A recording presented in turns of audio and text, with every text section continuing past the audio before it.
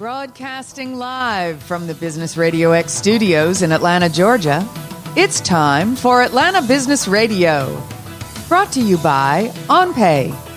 Built in Atlanta, OnPay is the top-rated payroll and HR software anywhere. Get 1 month free at onpay.com. Now, here's your host. Lee Cantor here, another episode of Atlanta Business Radio, and this is going to be a good one. Today on the show, we have Jason Russell with Stable Kernel. Welcome, Jason. Hey, thanks for having me. Well, I'm excited to get caught up with you. For the listeners who aren't aware, tell us a little bit about Stable Kernel. How are you serving folks? Sure. Well, we are, a product company, so a software product company. We build products for large companies mainly. So we work with specifically Fortune 1000s and build enterprise software. We have teams on board that we supply teams to our clients. So you're talking about business analysts and project managers, software engineers, architects, market research folks across the board. So we inject into their teams and we build products for our clients.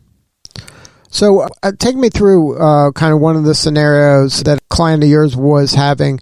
Is it something that, hey, they're working on something internally and it's not maybe their main website for the organization, but it's this kind of project or marketing program or maybe internal something that they're working on and they don't have the right team internally, so they turn to you to kind of solve this problem? Right.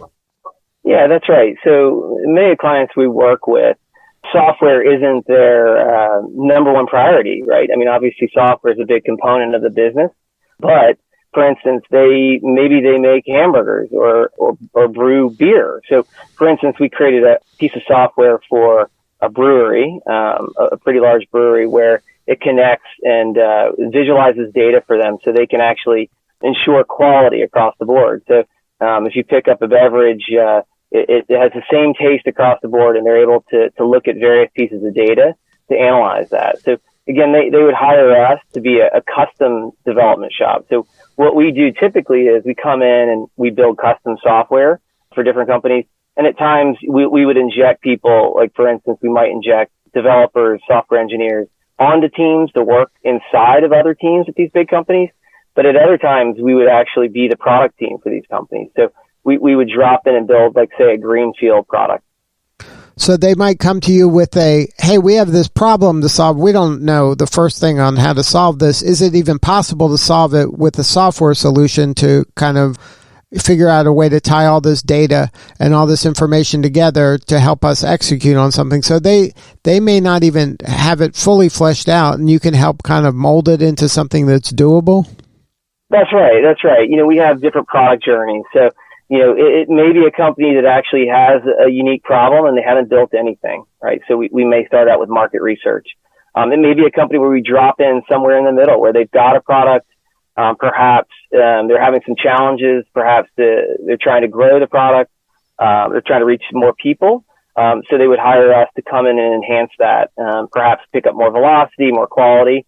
I'd also say we're a custom shop. We're also a premium shop too. So we're not some companies, I think, drop people in and they call them resources. We're not that. We're not a recruiter. We actually, like I said, have full-time employees who are on board who actually work directly with our clients. So you're more of a partner than just a vendor. Absolutely. You nailed it. We are a partner. And certainly I think on our side in the services business, lots and lots of people say you're a partner. We always want to be a partner. But that's what we're striving for. So when a client calls us a partner, we know he's succeeded.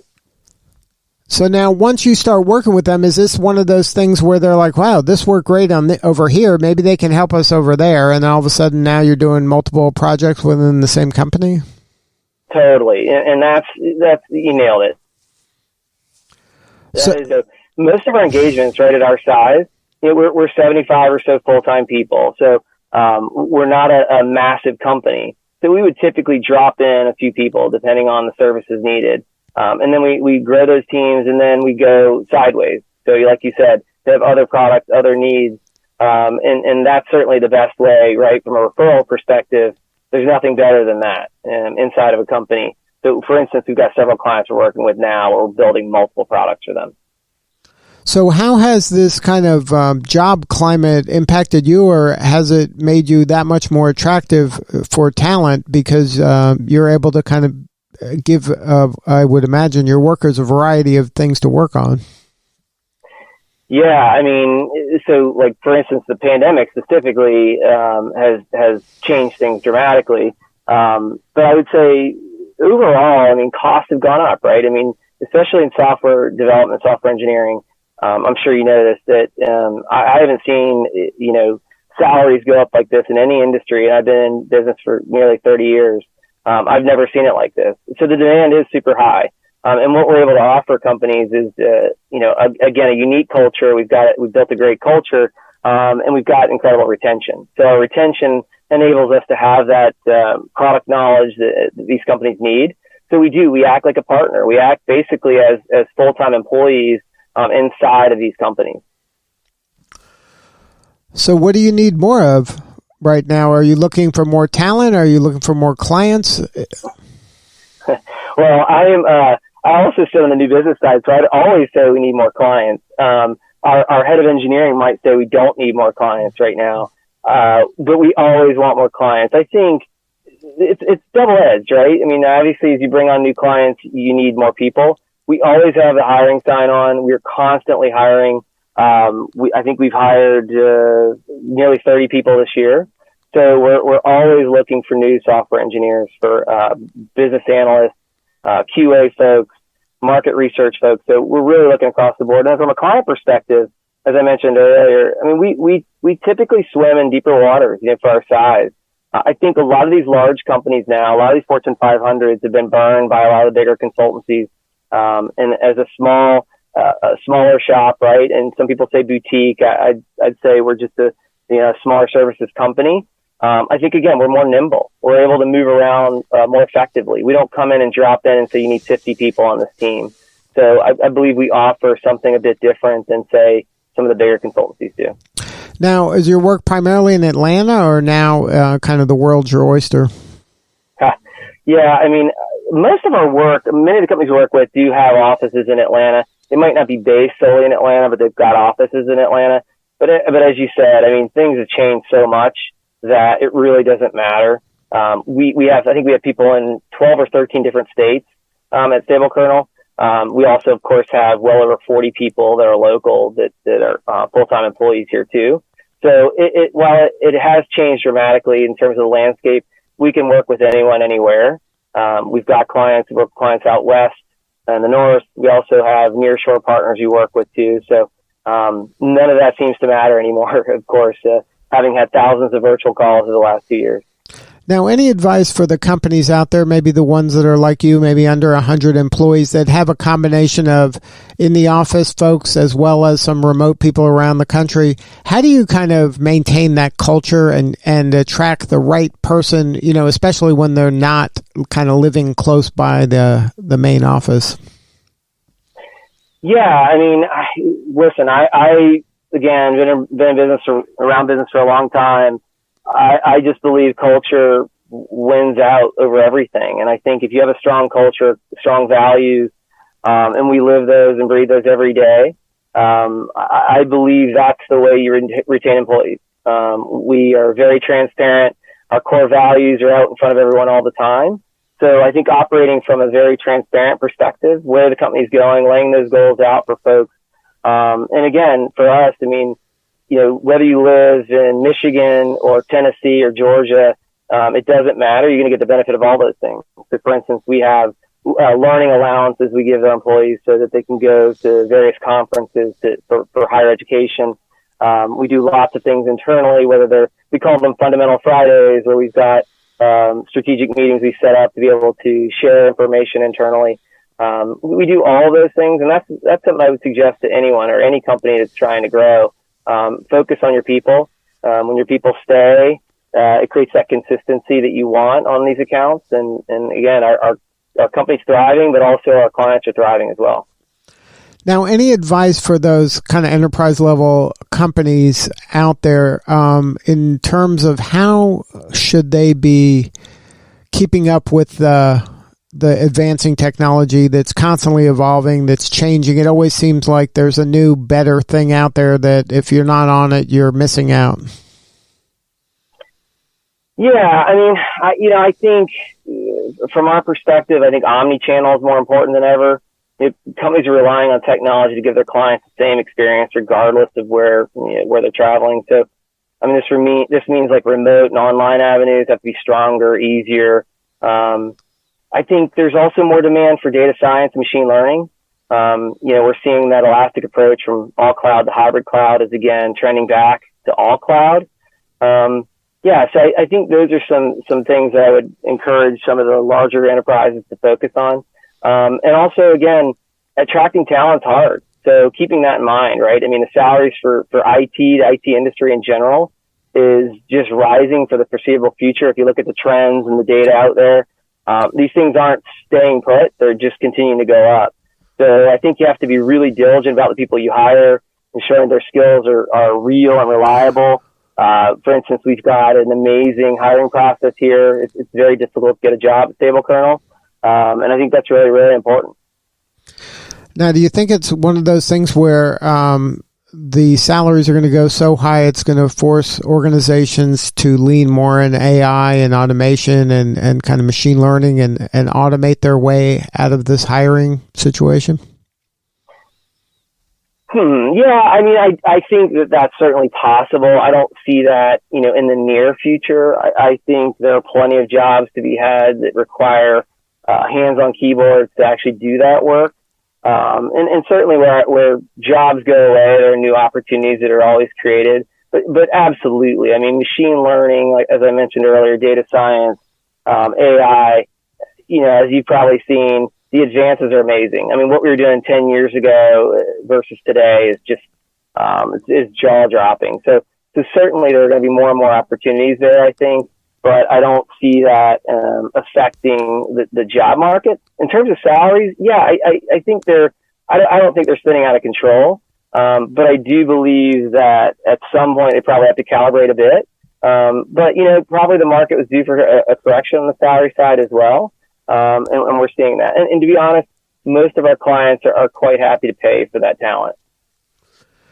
But it seems like every industry that felt like, automation isn't going to affect us. At some point, automation affects them. Sure. And we're in the driver's seat, in our business, right, as a software company. And I think that certainly at some level, automation creates efficiencies that are fantastic. But I don't see them, obviously, pushing out the workers in our industry. And when they do, I think some of those efficiencies are needed. And we're able to work on actually larger, harder problems. Now let's talk a minute about the Atlanta tech scene. You've been here for a minute. How have you seen it evolve, and what trends are you looking at in the future for Atlanta? Yeah, I mean, it's evolved tremendously. I mean, the startup scene here is amazing. What David's done at ATV, I remember when that started, and we've been working with them for well over 10 years, even at my previous company. So I think, like I said, the startup scene's been amazing here. All the meetup groups have been phenomenal. I will say in the last couple of years, obviously, some of those things have stalled a bit just from an event perspective, right? I mean, we've had to go virtual for most things. I think from a networking, social standpoint, that's been a lot harder. I'm personally really excited that we're able to get out a bit more now, and it seems like a lot of things are happening. We've got a rooftop at our building, and we've hosted some events here. And I think that will certainly be helpful. But yeah, the Atlanta scene is amazing. I'd say from a tech perspective, it's definitely top 5 in the country. Again, having Georgia Tech here helps as well. But I would say not only do you have that, but you've got a lot of investors locally. You've got a lot of the angel stuff going on as well. So it's an amazing scene, and we're just happy to be part of it.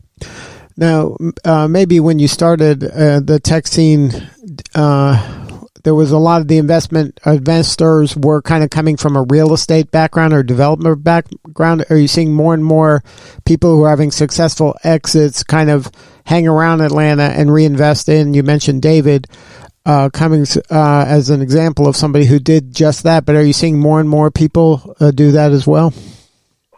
Yeah, for sure. And I've had friends who've gone through exits and they're all dipping their toes in and maybe even more, maybe jumping in the deep end in terms of investment. I think there's a huge amount of opportunity.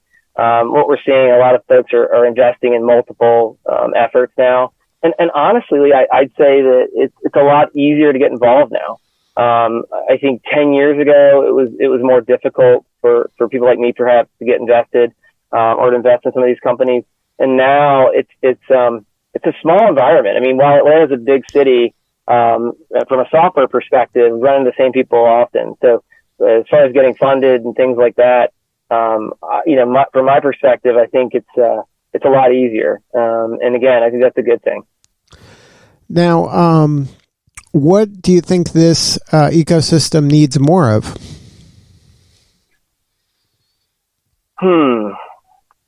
What does it need more of? The Atlanta ecosystem specifically, Lee? Right, because, I mean, you mentioned top 5. Obviously, there's the bigger ones that have been around longer than ours, but we're growing, and we have certain clusters and niches that are, where maybe Atlanta is known for, maybe fintech, healthcare, maybe marketing, but it tends to be kind of B2B. There's some B2C in there, but is there anything that you would like the Atlanta tech community to have more of, or that you've seen elsewhere? Yeah, I don't know if I'd say there's anything specifically that I'd say I've seen elsewhere. I mean, certainly from my perspective, as we focus a lot on B2B, I would love to see more on the B2B front. Certainly from my experience has been that's a bit more left coast and you see a lot of opportunities out there. But as far as the South goes, you're definitely seeing more and more of it. We got a big paper company we worked with recently. We don't talk about a lot of our clients externally, but they had some really neat initiatives we worked on. So I think B2B would be certainly an area of growth opportunity. As you mentioned earlier, I mean, some of the new technologies, and I say new, I mean AI, things like that. Certainly, I think there's a huge opportunity there. It still feels new to me because so many companies really haven't been able to actually have something tangible yet. Well, if somebody wants to learn more about Stable Kernel, get on your calendar, where should they go? Sure. StableKernel.com. I would love to talk to you. So if you have any needs on the software front, please hit us up. And it was a pleasure talking to you today, Lee. All right. Well, I appreciate you. You're doing important work, and we appreciate what you're doing. Thank you so much. All right, this is Lee Cantor. We'll see you all next time on Atlanta Business Radio. Today's episode of Atlanta Business Radio is brought to you by OnPay. Built in Atlanta, OnPay is the top-rated payroll and HR software anywhere. Get 1 month free at onpay.com.